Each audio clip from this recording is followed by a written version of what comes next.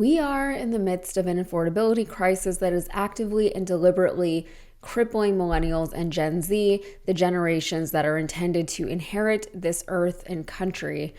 The next generation hardly stands a chance at the rate that things are going. They're currently being pacified with their iPads, so they're not really bothered by most things right now, but the rest of us are struggling to simply exist. I care about my state having voices where voices mean the same thing no matter where you're from. It's important to us that we have representation of people they that do mean the differently. same.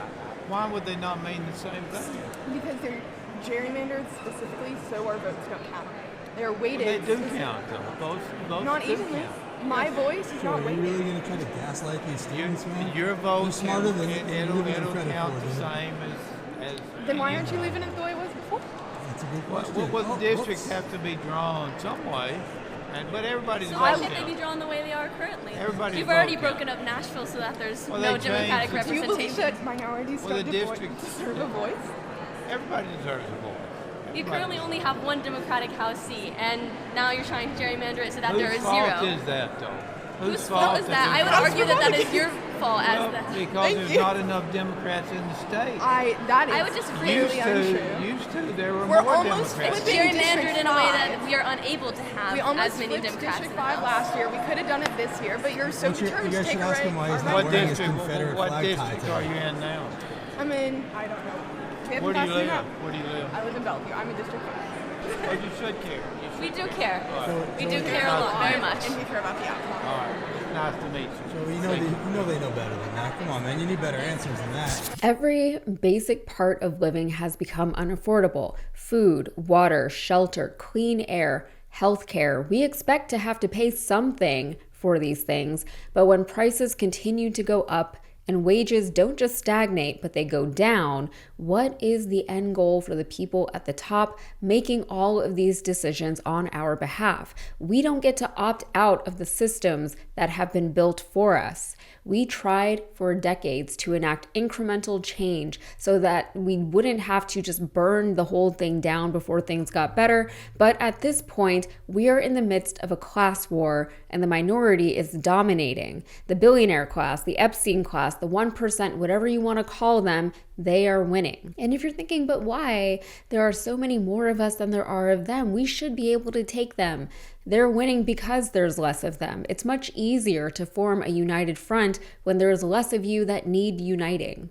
We still have low-wage workers defending billionaires while blaming all of their problems on the immigrants or the Muslims or the Jews or women or transgender people or liberals or communists. In other words, people are blaming their problems on entire groups of people who themselves are fighting for autonomy and equity, who don't have any real political power to speak of.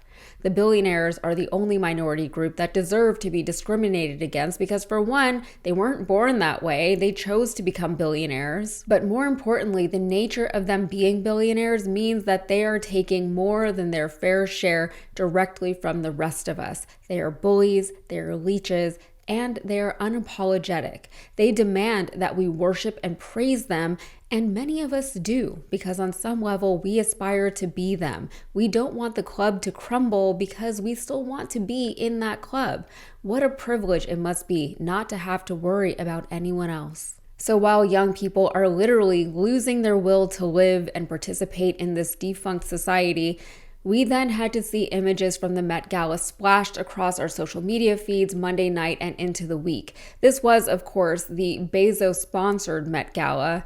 Tech oligarchs bought their way into an affair that has endured its fair share of bad press in the past for being out of touch and elitist. But prior to this year, there was still some part of it that felt gate-kept and protected in a good way. In a way that acknowledged still, on some level, that art is valuable and that artists should be able to express themselves in some kind of public forum.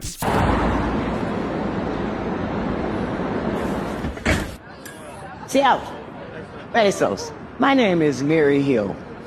I am a 72-year-old warehouse worker at one of your facilities. When we struggle from paycheck to paycheck, from week to week, really angers me.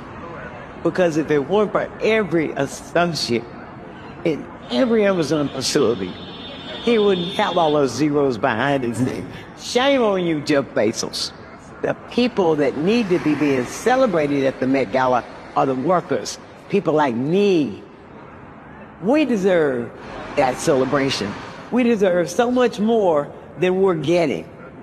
There's power in numbers, and there's more of us than there are of you. Remember, Jeff, ordinary people like myself that helped make you billionaires, if we built it, we can tear it down. Think about that tonight, okay? After that bottle of champagne when you go to bed. We're going to keep growing, and we're going to keep building, and we're going to keep protesting, and we're going to keep marching, and we're going to keep fighting this dystopian culture. We're not stopping. We're just getting cranked up. Enjoy your damn gala. And I have mixed feelings about the Met Gala, as I'm sure many people do. I want to see all of the gorgeous and creative fashion. I want to enjoy and celebrate art in living form. Beauty in our world is not supposed to be something that is negotiable. It's not supposed to be privilege. We deserve to witness beauty because, at least in my opinion, it is a fundamental need. But beauty in our world has always come with controversy. It has historically been the result of unpaid or underpaid labor, of the wealthy benevolently choosing to invest their money into beautiful things that the public would have access to. It has always been a nice to have, and you typically don't get to have nice things when basic needs first have not been met.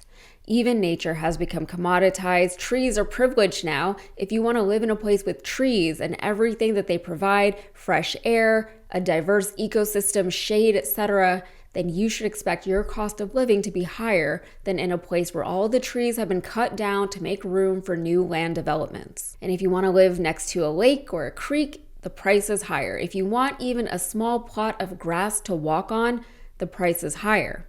If you want to live in a place with beautiful, well-crafted architecture, perhaps you can find a place with mold that you can get a good deal on. In a world where more is always considered better, when people like Jeff Bezos have 12 homes while others have none, he gets to have 12 beautiful homes because he can pay for the beauty. The rest of us will take what we can get, which is often prefabricated housing made with subpar materials, shoddily crafted by underpaid workers. And when we do see beautiful things, it is not unreasonable to expect them to be more expensive. More work, more time, and materials have gone into making them beautiful. You're paying for craftsmanship and quality, and I think people generally understand that. But they shouldn't be completely inaccessible to regular working people. If working people can't afford some nice things for themselves and their families in the richest country in the world, then they simply are not being paid enough, which means the system is broken. Unfortunately, in our capitalistic, oligarchic society, we can no longer witness beauty and art and creation without immediately thinking about the price tag associated with it. We can't think of all the underpaid labor that went into creating something that ultimately doesn't make people's lives better in any tangible, empirical way. When we hear about how much money was donated to the Met, how the gala this year pulled in a historically high amount of money amid protests and boycotts and the most inequitable economy this country has ever seen, how can we stop and just pretend for a night that it's okay to look at all of the pretty dresses without thinking about all that it represents? And I would love to look at the pretty dresses. I really want to look at the pretty dresses. Perhaps one day we will be able to, while celebrating not the billionaire donors who bought their way into art, not the vapid celebrities wearing the pieces, but the workers who created beauty that the rest of us now get to enjoy. And perhaps one day we'll be able to appreciate beauty without immediately thinking about where else the money could have and should have been spent, because we won't have to. All right, that's it for me. If you got anything out of this, please like the video and subscribe to the channel for more. Thanks.